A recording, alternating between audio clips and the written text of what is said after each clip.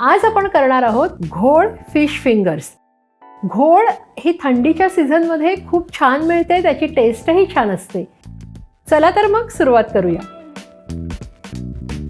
हे आपण घोळीचे असे मोठे मोठे पीसेस घेतलेले आहेत जे बोनलेस आहेत. आता आपण ते कट करूया. आपलं फिश कट करून झालेलं आहे.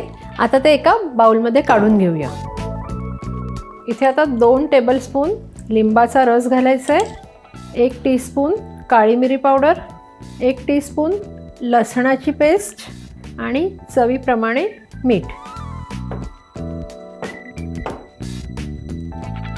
आपलं फर्स्ट मॅरिनेशन झालेलं आहे. इथे मी घोळ वापरली आहे. जर तुम्हाला बासा वापरायचा असेल तर तोही तुम्ही वापरू शकता. आता हे मॅरिनेशन करून झालं आहे. आपण 15 ते 20 मिनटं हे बाजूला ठेवूया आणि तोपर्यंत आपण ह्या फिश फिंगर्सबरोबर खाण्यासाठी डिप तयार करूया. 2 टेबलस्पून मेयोनीज घेऊया, 1 टेबलस्पून कांदा, चवीप्रमाणे मीठ, अर्धा टीस्पून चिली फ्लेक्स, 2 टीस्पून कोथिंबीर. आता सेकंड मॅरिनेशन करूया. आपलं जे फर्स्ट मॅरिनेशन होतं त्याला 20 मिनटं होऊन गेलेली आहेत. आता आपण दुसरं मॅरिनेशन करूया. त्यासाठी इथे मी एक अंडं घेतलेलं आहे. हे अंडं फोडून घेऊया. अंडं आता आपण मिक्स करूया, फेटून घेऊया. आता त्यात चवीप्रमाणे मीठ, अर्धा टीस्पून काळी मिरी पावडर. आता ह्या 2 टेबलस्पून एवढा मस्टर्ड सॉस घालायचा आहे. मिक्स करून घेऊया. 1 टेबलस्पून एवढा मैदा घातला आहे आणि आता हे सगळं छान आपल्याला मिक्स करून घ्यायचं आहे.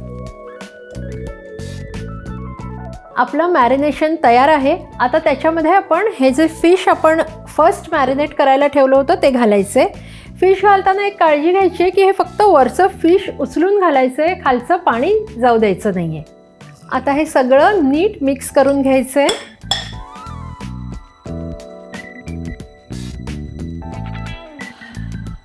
इथे मी आता साधारण 2 कप एवढे ब्रेड क्रम्स घेतले आहेत आणि त्यात 2 टेबलस्पून एवढं कॉर्नफ्लॉवर मिक्स करायचं आहे. 1 टीस्पून चिली फ्लेक्स. सगळं व्यवस्थित मिक्स करून घ्यायचं आहे. आता हे फिशचे जे पीसेस आहेत ते आपल्याला ब्रेड क्रम्बवर घोळवून घ्यायचे आहेत. एका बाजूला मी तेल गरम करायला ठेवलं आहे.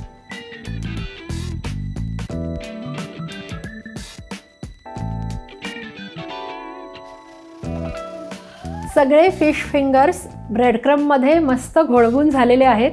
तेलही गरम झाले. आता आपण हे तळून घेऊया.